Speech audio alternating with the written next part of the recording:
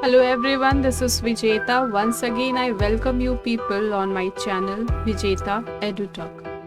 आज मैं फिर से आप लोगों के लिए एक नया वीडियो लेकर आई हूँ।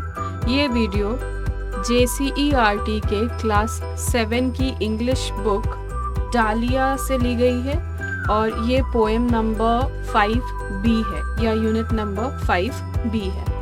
इस पोएम का नाम है daddy fail into the pond और इस पोएम के राइटर हैं अल्फ्रेड नॉइस। ये पोएम जैसा कि आप लोग इसके टाइटल से ही समझ में आ रहा है कि it is a comedy poem.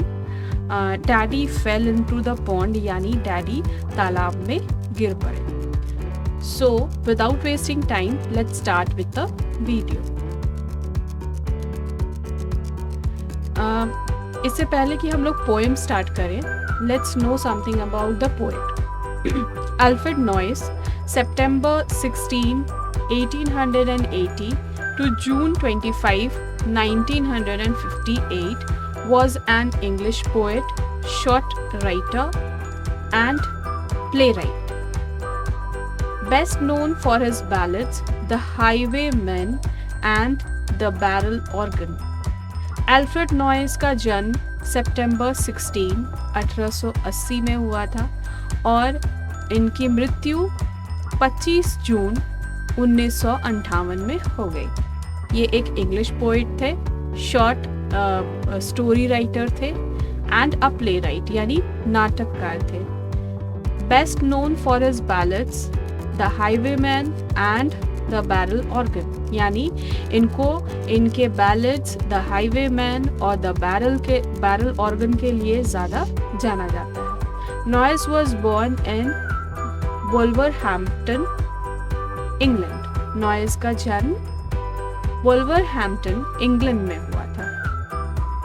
So before we read the poem and before we know about the poem, let's know something about the poem, what the poem actually is about. The poem Daddy Fell into the Pond is a simple poem that expresses the innocent reaction of kids when they suddenly see their father fall into the pond. Daddy Fell into the Pond ये एक simple सी कविता है जो कि बच्चों की मासूम प्रतिक्रिया को व्यक्त करती है जब उनके पिता अचानक से तालाब में गिर जाते हैं और बच्चे उन्हें गिरते हुए देखते हैं। जैसा कि हम सब जानते हैं कि कोई भी अगर हमारे सामने गिर जाए तो हमें बहुत ज़ोर से हंसी आती है। यहाँ भी बच्चों का वही हाल है, जब उनके पापा अचानक से तालाब में गिर जाते हैं तो वो हंसी से फूट पड़ते हैं। Even the birds around them burst out laughing. यहाँ तक कि उनके आसपास जो पक्षी भी थे वो भी ठहाके लगाकर हंस रहे थे। So without wasting time, let's start with the poem. Everyone grumbled. The sky was grey. We had nothing to do and nothing to say. We were nearing the end of a dismal day, and then there seemed to be nothing beyond. Then Daddy fell into the pond. Grumble. Grumble means शिकायत करना। यहाँ पर आकाश में बादल छाए हुए थे। The sky was grey. Everyone grumbled. सभी शिकायत कर रहे थे। क्या शिकायत कर रहे थे? We had nothing to do and nothing to say. हमारे पास करने के लिए कुछ नहीं है, हमारे पास कहने के लिए कुछ नहीं है।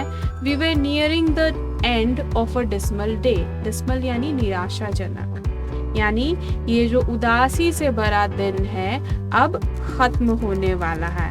यानी यहाँ पर बच्चे जो है वो शिकायत कर रहे हैं, बोर हो रहे हैं कि आकाश में बादल छाए हुए हैं, हमारे पास करने के लिए कुछ नहीं है, हमारे पास कहने के लिए कुछ नहीं है और ये जो दिन था ये इसी तरह से अब ख़त्म हो रहा है। And then there seemed to be nothing beyond, और अब नहीं लगता था कि किसी को भी कुछ भी और इस दिन में होने वाला है।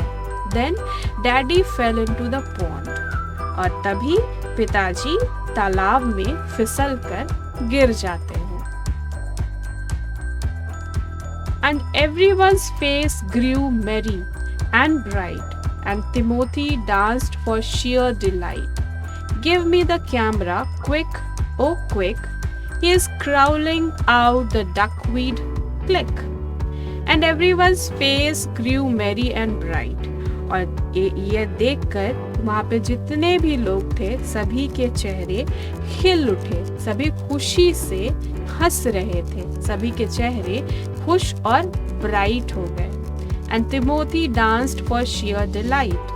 तिमोथी यहाँ पर पेट डॉग है। तिमोथी भी खुशी के मारे नाचने लगा। Give me the camera, quick oh quick. तभी किसी ने चिल्लाते हुए कहा, मुझे कैमरा दो, जल्दी, अरे जल्दी। He is crawling out the duckweed, duckweed यानी जलीय पौधे। और जब कोई उसी में चिल्लाते हुए किसी ने कहा कि मुझे कैमरा दो, अरे जल्दी। पापा रेंगते हुए जलीय पौधों यानी डकवीड से बाहर आ रहे थे। क्लिक, तभी किसी ने फोटो क्लिक कर लिया। Let's move to the next stanza. Then the gardener suddenly slapped his knee and doubled up, shaking silently. And the ducks all quacked as if they were daft, and it sounded as if the old rake laughed. Oh, there was not a thing that did not respond when Daddy fell into the pond. Then the gardener suddenly slapped his knee and doubled up, shaking silently.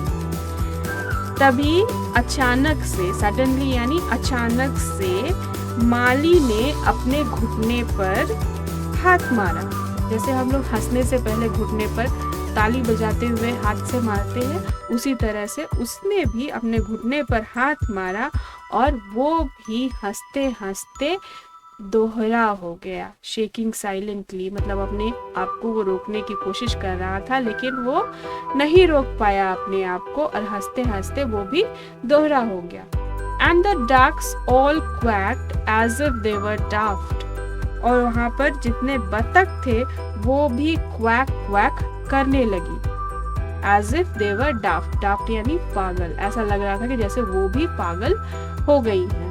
And It sounded as if the old rake laughed.